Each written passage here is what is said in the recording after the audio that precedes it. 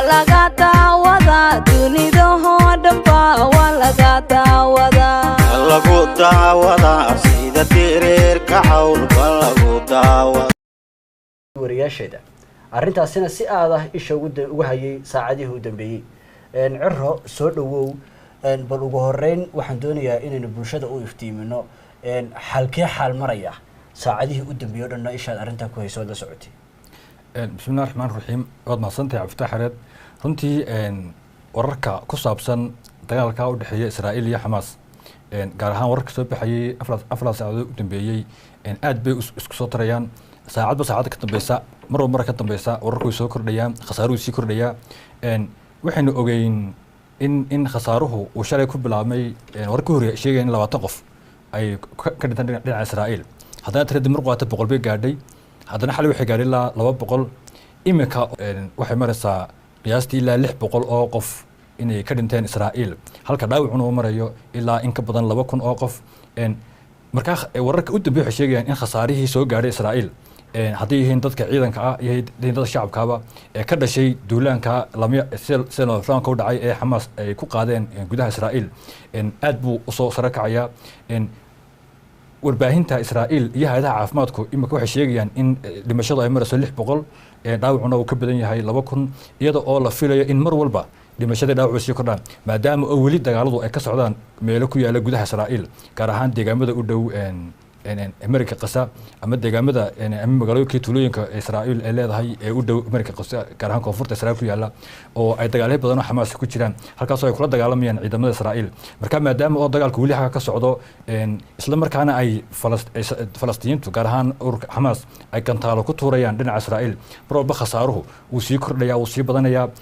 hase yeeshee waxa aad u la yaaba sida dhibta yar ama sida fudud ee kulba khasaaraha ka soo baxaya dhinaca Israa'iil uu u sii kordhayo u sii loo laabmayo kulba sare u sii kacayo iyadoo kulba war la hayo hadana uu soo baxay war kale degdeg oo sheegaya in khasaaraha intii ka sii badanayo imika ilaa casarkii tiradu waxay maraysaa 300 400 hadana dib waxay maraysaa ilaa 600 marka runtii wararka gudbinta sheegayaan waxa kale ugu dambeeyay in Israa'iil lafteedu ay ilaa imka qaaday dagaalo mataqaana ay ku qaaday dhinaca cirka deegaamo ku yaala Qasa isla markaan Israa'iil dumisay dad badan oo rayida oo mataqaana Falastiinaha ku dishay qaarna ku dhaawacday marka khasaaruhu laba dhinac buu soo kordhaya laakiin waxa aad u badan haddii tahay dhimashada dhaawacba khasaaraha soo gaaraya Israa'iil ba aad u badan taas runtii aad la yaab noqotay Israa'iil la yaab ku noqotay waxyaabaha kale soo kordhay waxa kamid ah anfariirka iyo argagaxa soo gaadhay dadka Israa'iil waxaan ognahay afraad saac u dambeeyay laga soo bilaabo shalay ilaa maanta deegaamadii iyo magaalooyinka waaweyn ee Israa'iil ee suuqyadooda iyo mataqan wadooyinkooda way haawanayaan dadku waxay ku jiraan gudbo ku hoos jiraan dhaqdhaqaaqii baa la yareeyay waxa la soo rogay xaalad degdeg ah oo 4 saacadood soconaysa oo mataqan hay'adihii mataqan dawladda iyo waxbarashadii iyo adeegyadii dawliga hawdhan marka laga yimaado dhaqdhaqaaqa ciidamada ee socda wixii rayidka hawdhan way istaageen marka khasaarahan dhimashada dhaawac soo gaadhay waxa ka daran khasaaraha dhaqaale ee soo gaaraya ee argagaxa ku abuuran burburka kale soo gaadhay iyo runtii mataqan shaqooyinkii socday ee maalinlaha oo wada istaagay marka runtii waa khasaaro dhinac walba u taabanaya Israa'iil kaasoo marka dambeysana sii kordhaya isla markaana ay Xamaas ay u sheegeen sadamataas u tilmaamsan yahay guul inay gaareen inkastoo weli sida rasmiga ah aan soo bixin oo la yaabo hadhow inuu isbedelaan hase yeeshee ilaa maanta xilliga marka la joogo marka la eego khasaaraha soo gaaray Israa'iil guushu waxay la socotaa dhinaca Xamaas oo mataqaana ama dagaalyadeeda oo ilaa awood u yeeshay inay muddo ilaa 4 saac gudahooda ay ka sii dagaalamaan magaalooyinka ku yaala gudaha Israa'iil halkaas oo ay kula dagaalamaan ciidamada Israa'iil oo runtii la og yahay inay awood ahaan iyo military ahaan iyo qalab ahaanba aad u dhisan yihiin Xamaas uga sareeyaan haddana ciidanka mataqaana Xamaas ama dagaalada Xamaas ee gudaha u galay Israa'iil waa qaar weli istifaaciya iyadoo ay wararku sheegayaan in maadaama oo deerkii weynaa ee mataqaana ku hareereysnaa Qasa ay shalay Xamaas ay jabiyeen dagaalyahadan ku sugan gudaha Israa'iil waxa la sheegay in weli hubkii iyo taakuleyntii ay u socdaan dhinaca Qasa uga imanayaan marka maadaama uu hubkii taakuleen u socoto oo ay helayaan iyagoo gudaha Israa'iil jooga waxa suurtagal dagaalku inuu sii fudo iyadoo durba ay sheegay in meelo kale oo cusub oo mataqaana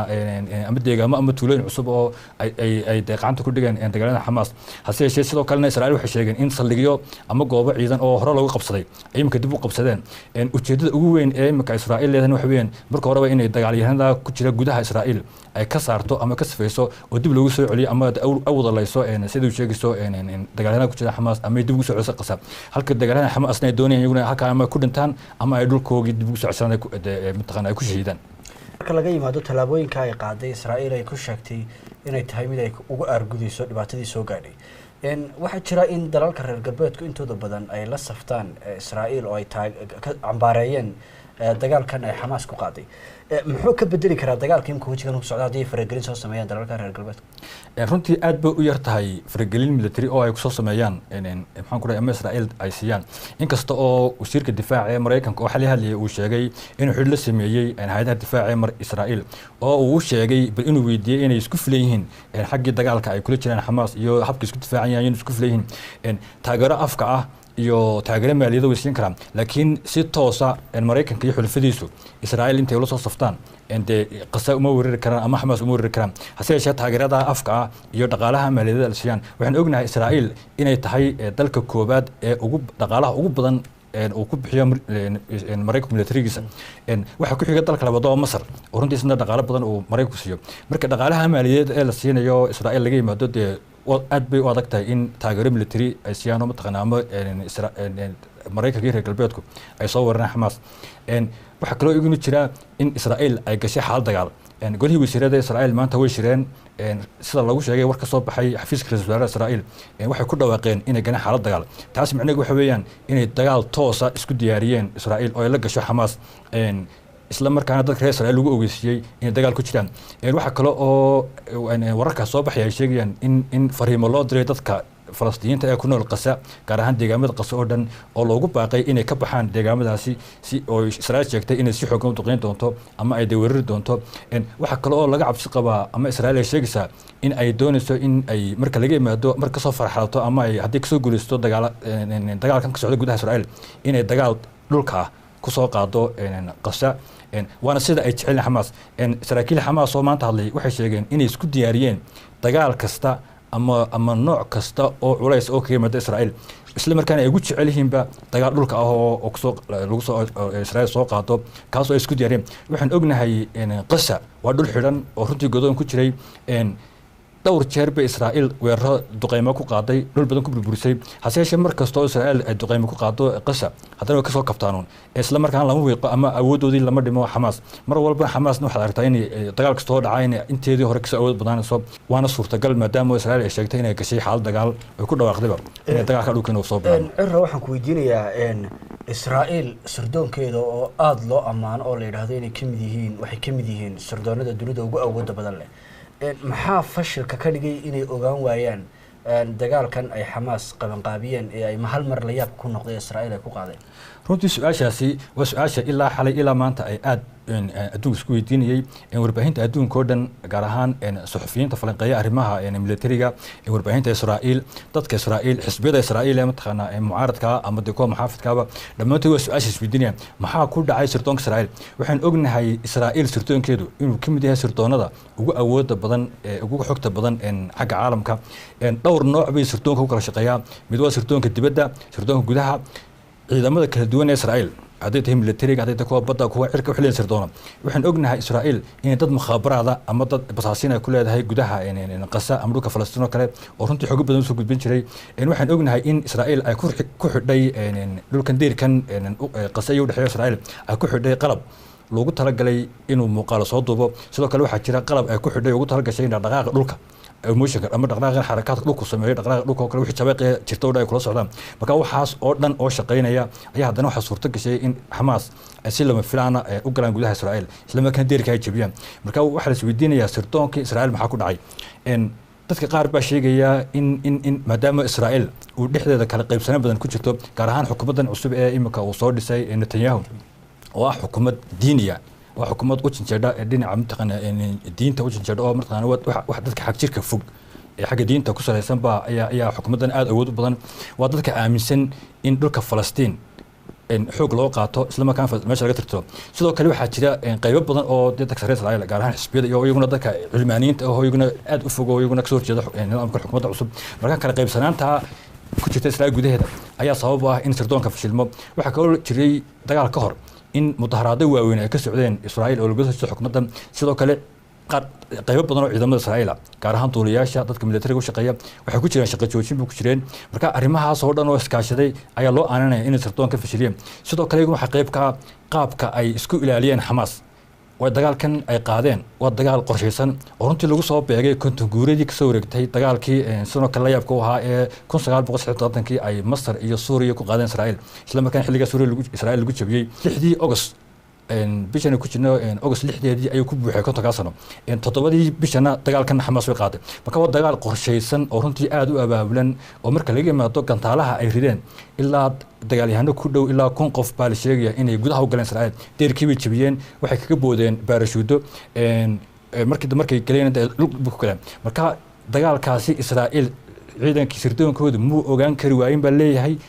waa suurtagal u tageen sidoo kale waxa leeyahay khadada ay ciyaareen Xamaas ayaa keentay in sirdoonka Israa'iil arrimo ogaan kari waayo laakiin waa su'aasha ilaa imka la weydiinayo waxaana Israa'iil sheegayaan inay durba bilaabeen baaritaano lagu ogaanayo waxa dhacay isla markaan baaritaanka socon doonaan sanadaha soo socdo dhan hadhowna warbixin laga soo doono ama sanad ama la soo inta qaatay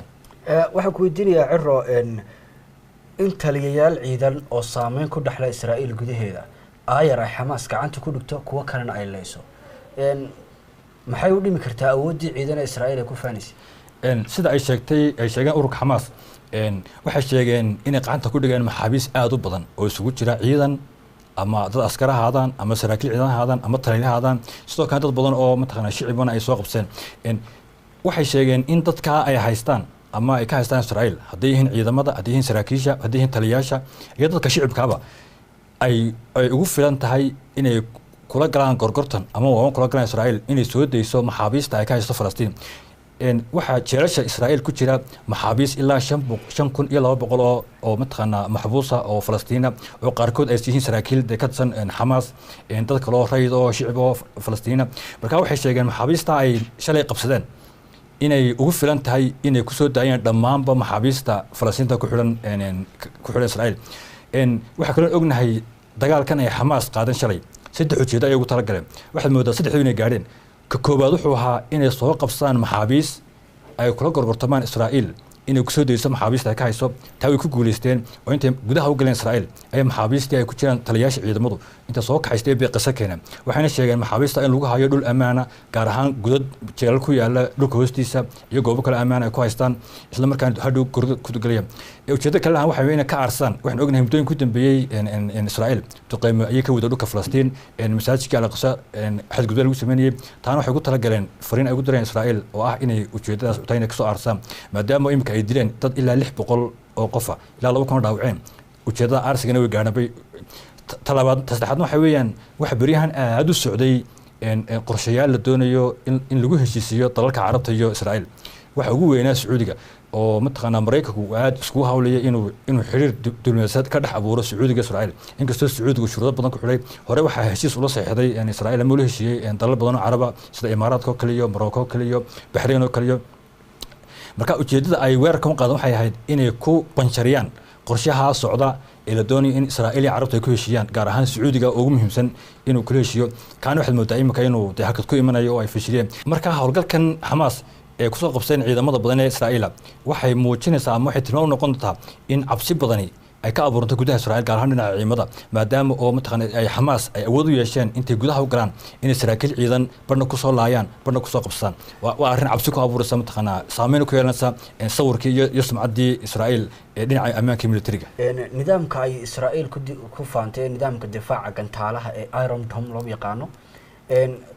dad badan waxay isweydiinayaan maxaa fashilka ka dhigay inuu qaban kari waayo gantaalihii tirada badnaa ee Xamaas ku ridiyeen Israa'iil runtii waa su'aal wanaagsan oo mataqaanaa falanqeeyaasha caalamkuna aad arrintaa maanta uga hadlayeen ilaa xalay uga hadlayeen waxaan ognahay Israa'iil hanaankan difaacan gantaalaha oo runtii barna iyaguna samaystay barna Mareykanku ku caawiyey waxay dejisteen kadib dagaalkii dhex maray Israa'iil iyo Xamaas iyo Xisbullah sanadkii 2006 oo ay Xisbullah gantaalo badan ku rideen Israa'iil isla markaa khasaaro geystay dagaalka wixii ka dambeeyay Israa'iil waxay go'aansatay inay samaysto hanaan difaac oo awood leh oo runtii iskaga qabato gantaal kasta lagu soo rido gantaalahan Israa'iil ee lagu talagalay difaac cirku aad buu muddooyinkii dambe u shaqeynayay oo dagaaladii u dhaxeeyay kooxaha Falastiinta iyo Israa'iil ay Falastiintu ay gantaalo badan ku ridiyeen inta badan gantaalahaas uu qabanayay hase yeeshee kan maanta wax la isweydiinaya maxaa ku dhacay ee gantaalahan Falastiin ay u soo qabeen hanaanka difaaca Israa'iil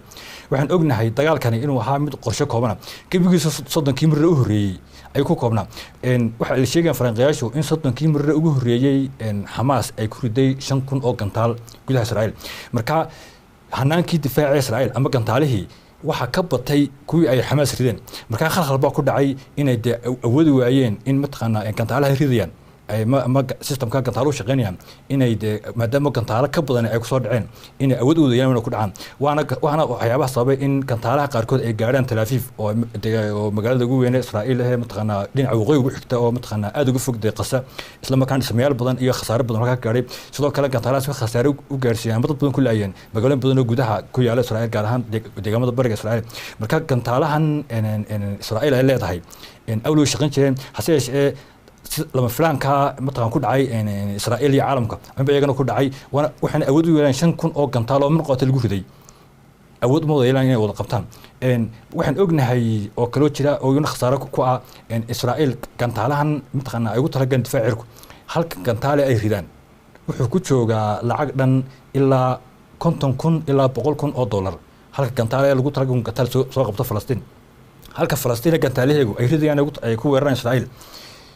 oo ka u badan ku joogo 300 ilaa 800 dollar marka gantaal kasta oo ay Israa'iil soo rido si ay ugu soo qabato gantaalaha Falastiiniinta dhaqaale badan buu ku joogaa kharash badan buu ku joogaa marka mar kasta oo ay sii bataan gantaalaha ay Falastiiniinta ku ridayaan gudaha Israa'iil waxa sii badanaya gantaalaha iyaguna Israa'iil isticmaalayaan si ay ku soo qabtaan ka hortagaan iyo dhaqaalaha badan ee ka burburaya marka systemkan maadaama qaabkay Hamas ay qorshahan dagaalka u dejiyeen ee ahaa 30 mar u horeeyay inay ka yaabeen Israa'iil ayaa sababay in gantaalahaas wax badan qaban kari waayeen cirro ugu dambeyn maxaa ka dhalan kara muxuu ku dhamaan karaa dagaalkan Hamas iyo Israa'iil dagaalka intuu doonaa qaato ra'iisul wasaare wuxuu sheegay in dagaalku yahay dagaal muddo dheer soconaya hase yeeshee intuu doonaha qaato khasaare doonaha ka dhashaan aakhirka waxa ka dhalan doona in la wada hadlo oo ay wada hadlaan Falastiin iyo Israa'iil ama iyagu toos inkastoo ay soo adag tahay toos wada hadlaan hase yeeshee dhexdhexaadiyalba soo bixi doona Masar oo kale Qatar oo kale dalkaas ayaa soo bixi doona oo dhexdhexaadin doona Mareykankuna qayb ka yahay marka wuxuu aakhir ku dambeyn doona in Israa'iil iyo Falastiin ay wada hadlaan sidoo kale wuxuu soo dedejin doona qorshihii muddooyinka dambe la waday ee ahaa in la helo dal Falastiin leedahay oo caasimadiisu tahay bariga Qudus isla markaana xadkiisu yahay xadkii 1960 marka waa dagaal sababi doona in Falastiiniintu ay guulo mustaqbalka u soo hooyaan isla markaana ay helaan dalkooda ay lahaayeen marka waxa ka dhalan kara heshiiska mustaqbalka lagu ogolaan doono Falastiin ay tahay dal madax banaan waad mahadsan tahay kaasina waxa uu ahaa Maxamed Cumar Cabdi Cirro oo aanu falanqeyn bal kala yeelanay xaaladihii u dambeeyay ee dagaalka u dhaxeeya Hamas iyo Israa'iil oo saacadba saacada ka dambaysa khasaaraha ka dhasha oo aad u badanayo iyo wararka u dambeeyay tan intay